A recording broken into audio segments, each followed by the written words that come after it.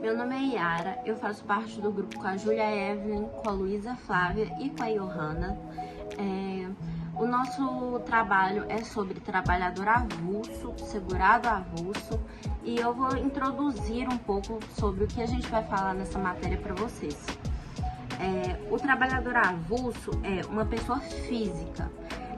Ele presta serviços a várias empresas, que são chamadas de tomadoras de serviço, e ele não possui um vínculo empregatício.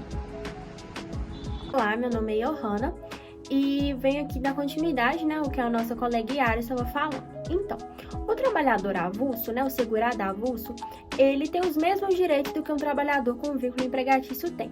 Seja férias remuneradas, repouso semanal remunerado, FGTS, remuneração justa, 13º salário, adicional noturno, tudo isso ele tem direito, assim como se ele fosse um empregado, um segurado normal.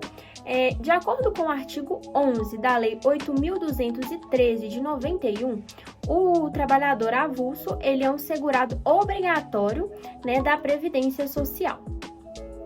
E uma das características dele é que ele pode prestar serviços para várias empresas, para diversas empresas, não precisa ficar ali preso só em uma, ele é mais independente, essa é uma das suas características. E a intermediação, para o trabalhador, para o segurado avulso, ela é feita por meio de sindicato ou por meio da OGMO, e a remuneração é feita por meio de rateio. Sobre o trabalhador avulso portuário e não portuário, a gente pode concluir que o trabalhador avulso não portuário, ele é regido pela Lei 12.023/2009. E ele presta serviços de carga e descarga de mercadorias, trabalhando para diversos tomadores, sem vínculo de emprego. Então, obrigatoriamente, ele é intermediado pelo sindicato da categoria. Já o prestador de serviço avulso portuário, trabalhador avulso portuário, ele é regido pela Lei 12.815/2013 e ele presta serviços de estiva, de conferência de carga, de conserto de carga, de vigilância de embarcação, conserto de carga, ou seja, com tudo isso, ele presta serviço para diversos prestadores de serviço, diversos tomadores de serviço. Como ficou a contribuição, do trabalhador avulso ao INSS após a reforma da Previdência? Então, o trabalhador avulso, ele contribui assim como os demais, de acordo com a sua faixa salarial normal, E depois da reforma da Previdência, a porcentagem que se paga, que é a alíquota, ela foi reajustada, mudando o valor da contribuição. Então, eu vou trazer aqui um pouco de algumas porcentagens, alguns dados, para a gente ilustrar mais um pouco. Então, seria essa contribuição seria de 7,5% até um salário mínimo, 9% de quando ultrapassa um salário mínimo a R$ 2.571,29, 12% se você recebe, R$ 3.856,95 a R$ 7.507,49 e 14% de R$ 3.856,95 a R$ 7.507,49. Então, esses são, os dados que hoje em dia são das contribuições, de acordo com a faixa de salário, e a via utilizada para o pagamento, das contribuições ao INSS é por meio de folha de pagamento do sindicato da categoria, de que você trabalha, do ramo ali que você trabalha, ou do órgão gestor de mão de obra, que não fica por conta do trabalhador avulso intermediado. O valor da aposentadoria após a reforma da Previdência. O valor da aposentadoria após a reforma da Previdência depende de vários fatores, sendo ele o tempo de contribuição, a idade do servidor, também de acordo com o sistema do país. O nosso, em questão, em 2023, o teto da Previdência foi para R$ 7.507,49, para quem se aposentou com 15 anos de serviço. 15 anos de trabalho, o que é muito raro. O valor a ser pago é de 60% da média, mais 2% para o ano de trabalho do servidor especial. Oi, meu nome é Júlia e eu vou falar para vocês os deveres do beneficiado pelo trabalho dos avulsos.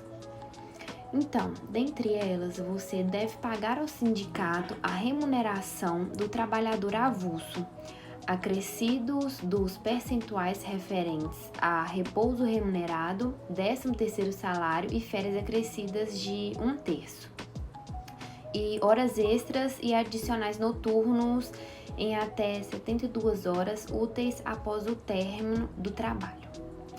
Além disso, você precisa recolher os valores relativos ao FGTS e outros encargos fiscais e previdenciários.